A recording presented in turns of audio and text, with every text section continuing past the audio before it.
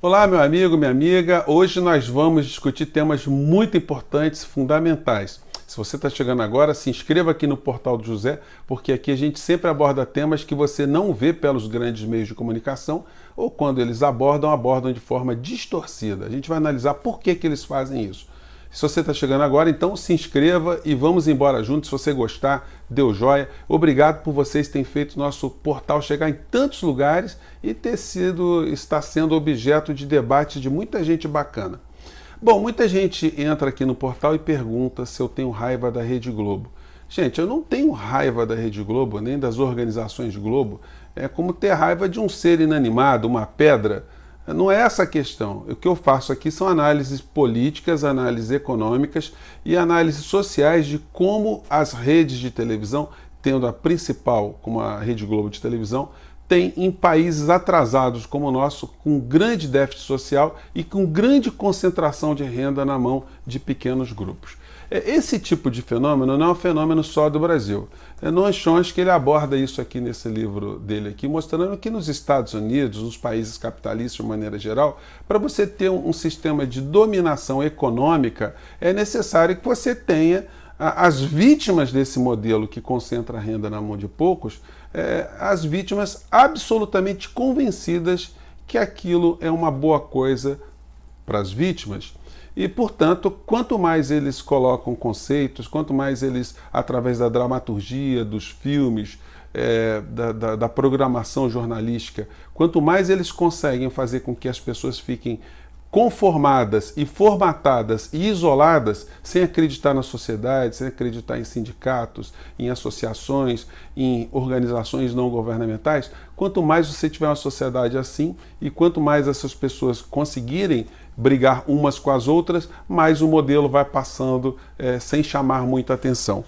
A prova disso está nesse editorial de domingo do jornal o Globo, onde eles atestam exatamente o que Chomsky diz aqui. Eles praticamente confessam o crime e confessam para que serve um jornal, para que serve a comunicação em larga escala. Eles dizem que o governo político ameaça o governo que trabalha. Eles estão dizendo que o governo Bolsonaro está sendo prejudicado na entrega do patrimônio nacional, das concessões, das privatizações, porque a área pessoal, a área que está mais visível para o cidadão de uma maneira geral, cria muita confusão, eles falam muitas bobeiras, falam muitas bobagens, fazem muitas maluquices, isso acaba atrapalhando interesses. O que Noam Chomsky fala no livro dele é que todas as estratégias políticas governamentais de países que são coordenados pelas grandes mídias, a serviço das grandes corporações, visam sempre o interesse privado, sempre o interesse dos grupos.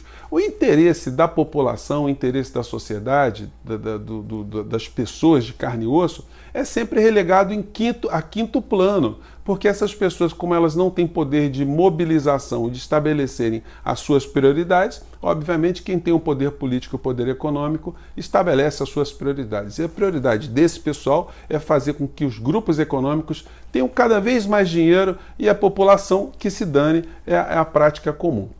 Um desses sintomas pode ser bem observado no Jornal Nacional dessa semana, que desempenha esse papel absolutamente alienante e destrutivo da sociedade de uma maneira geral. Se eu pudesse conversar com os Marinhos pessoalmente, eu daria o seguinte recado: família Marinho, vocês querem ajudar a nos roubar? Vocês querem ajudar a acabar com os nossos velhos? Vocês querem escravizar o trabalhador brasileiro? Vocês querem tirar todos os direitos? Tudo bem, continuem a fazer isso, mas não tentem nos fazer também de idiotas, de bobo, porque é isso que vocês fazem. Vocês estão a serviço das grandes corporações. A família Marinho começou lá com o seu Irineu Marinho lá atrás, pobrezinho. Aí hoje nós temos a família Marinho como uma das famílias mais ricas do planeta num país miserável como o nosso. E eles não perdem essa ganância de estarem agindo cada vez mais para esses pequenos grupos. E, gente, vamos separar aí os funcionários da emissora. Os funcionários, como eu já disse para vocês, os apresentadores, eles apenas emprestam suas imagens para essa formatação de alienação de uma maneira geral. Quando sai um apresentador, entra outro, quando sai outro, entra outro, e a engrenagem continua sendo a mesma, a engrenagem da enganação, da empulhação, da alienação, do conformismo do povo de uma maneira geral. E depois deles terem vencido um grande round, que foi a reforma da Previdência, que vai encher o setor privado de dinheiro, o banco vai ficar mais rico ainda, as empresas de previdência vão ficar mais ricas ainda, agora eles estão no analgésico, né? Tentando aplicar para a população, que era uma coisa inevitável e que agora a gente tem que se adaptar com essa tortura para todo o sempre. E eles pegaram uma matéria muito simplória. A nossa amiga jornalista aqui, ela apresenta o telejornal sempre com semblante positivo, né? Mostrando que a reforma da Previdência foi uma coisa inevitável e que no final da história ficará uma coisa boa para todo mundo, né? Vamos acompanhar aqui a ideologia. Detalhe, não é essa jornalista que está fazendo a matéria da cabeça dela. Ela foi pautada para falar exatamente o que ela está falando e focalizar exatamente o interesse da emissora. Tanto é que a emissora não coloca em nenhuma matéria sobre Previdência Social alguém que faça crítica ao que está sendo feito no Brasil e o que eles estão tentando esconder a muito custo lá no Chile, né? Vamos lembrar aqui que mais de 1 milhão ou milhões de chilenos foram às ruas para repudiar esse modelo de previdência social que a Rede Globo de televisão e Paulo Guedes, que é o pau-mandado do sistema corporativo internacional, estão querendo praticar no Brasil. Mas eles não desistem, né, gente? Porque a cada ano que esse sistema funcionar, serão bilhões de reais que entrarão nos cofres das empresas que estão associadas a esse grupo. Mas vamos à matéria aqui, olha que coisa fofa. Um sistema de previdência, menos gente contribuindo e cada vez mais aposentados recebendo o benefício. As mudanças aprovadas no Congresso devem reverter essa tendência para manter mais trabalhadores na ativa por mais tempo. É o caso da Cleonice, 41 anos, casada. Olha só, eu gostaria muito de contato com a dona Cleonice, porque ela, segundo a Rede Globo, é um exemplo de trabalhador brasileiro. Vamos seguir. E com 3 filhos, que não pensa em se aposentar tão cedo. Começou como operadora de caixa nessa rede de supermercados e hoje é a responsável pela compra dos produtos que estão nas prateleiras. Cleonice está cheia de planos. Eu ainda acredito que eu vou produzir muito ainda.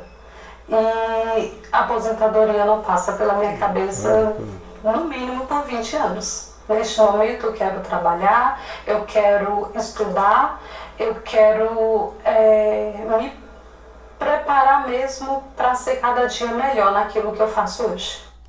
Pois é, dona Cleonice, a senhora certamente é o sonho de consumo de todo empreendedor no Brasil. Porque quem tem uma empresa vai morrer e a senhora vai continuar a trabalhar. A pergunta que a gente deve fazer é o seguinte: a senhora vai trabalhar tanto e quando é que a senhora vai viver? Quando a senhora vai ter tempo de ser feliz, de poder exercitar alguma humanidade? É para isso que servem os seres humanos? Bom, para a Rede Globo de televisão, para esse tipo de matéria, é assim. Então eles vão colocando esse tipo de situação e praticamente a gente acaba até se sentindo culpado pela situação que a gente se encontra no Brasil. Se você é pobre, se você passa dificuldade, se você está endividado, a culpa é tua. E aí eles ficam também dentro dessa ideologia, sempre passando aquelas mensagens subliminares que se você trabalhar, se você lutar, se você acreditar nos seus sonhos, você chega lá. Isso vai fazendo com que as massas fiquem cada vez mais alienadas e a dona Cleonice aí vira exemplo de todos nós para, no final da história, a grande máquina de moer carne ter sucesso, né? Então, é esse o tipo de crítica que eu faço sempre às organizações Globo e às grandes redes de televisão. Para finalizar o assunto, gente, 2 pautas aqui. A primeira é eleição na Bolívia, que a Rede Globo também fez matéria colocando em xeque as eleições na Bolívia, mas eles podem tirar o cavalinho da chuva, porque eu estou colocando a foto aqui do acordo que foi feito entre Evo Morales e Vladimir Putin, que assinou um protocolo de construção de usina nuclear na Bolívia para fins pacíficos. A Bolívia tem a maior usina, maior reserva de lítio do mundo, e esse é o mineral do futuro, porque ele é o mineral que ajuda a fazer as melhores baterias para telefones celulares. E a Bolívia está sentada em cima de uma jazida que pertence ao Estado boliviano, e isso estava por trás das eleições. A tentativa de privatizar os recursos naturais na Bolívia. Eu peguei aqui no site El Chapuceiro, meu amigo aqui, ele dá um toque sobre esse assunto. Vamos lá. Ha marcado su territorio, ha dado un manotazo sobre la mesa y ha advertido que nadie se meta a Bolivia. Ha dado un respaldo absoluto Vladimir Putin a Evo Morales, así que con ese apoyo difícilmente el intento de golpe contra Morales pueda prosperar.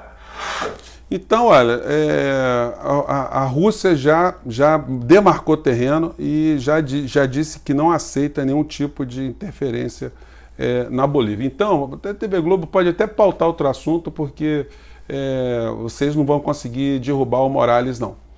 E aqui está a foto da família Messias lá na China, e porque nós vamos agora ter que aprender mandarim aqui no Brasil, porque aquilo que seria típico de um governo de esquerda foi feito pelo governo de ultradireita.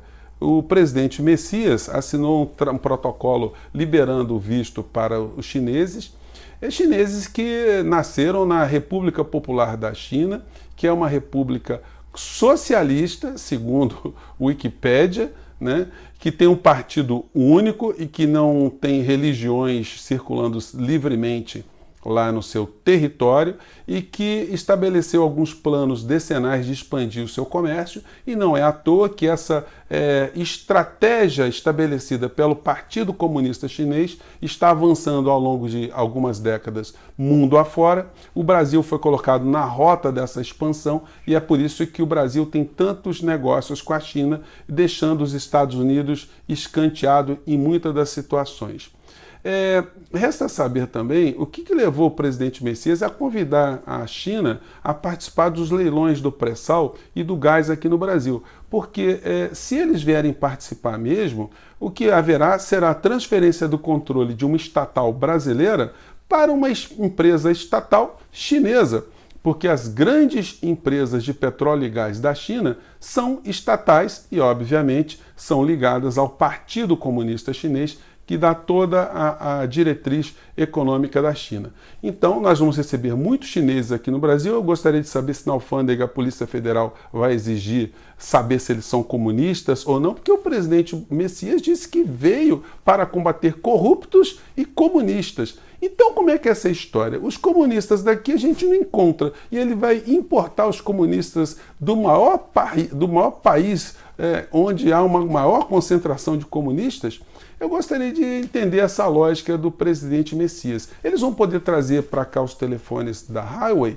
Eles vão poder estudar aqui no Brasil, vão poder se fixar também? Como é que vai ser isso? E os brasileiros vão poder ir para a China? A gente vai aprender muito sobre a história da China aqui no Brasil? Bom, são perguntas aí que o presidente Messias e seu governo ficam para responder. Gente, vamos ter eleições hoje na Argentina, no Chile estamos tendo todas as situações. Então o neoliberalismo durante muito tempo tomando conta dos países de terceiro mundo, parecem que vão sofrer um revés muito intenso a partir dessas situações todas, na Argentina, Chile, Bolívia e Equador. Bom, gente, eu fico por aqui, um grande abraço, mande suas críticas, sugestões e não deixe de se inscrever no nosso portal, tá bom? Até lá, até o próximo vídeo, tchau!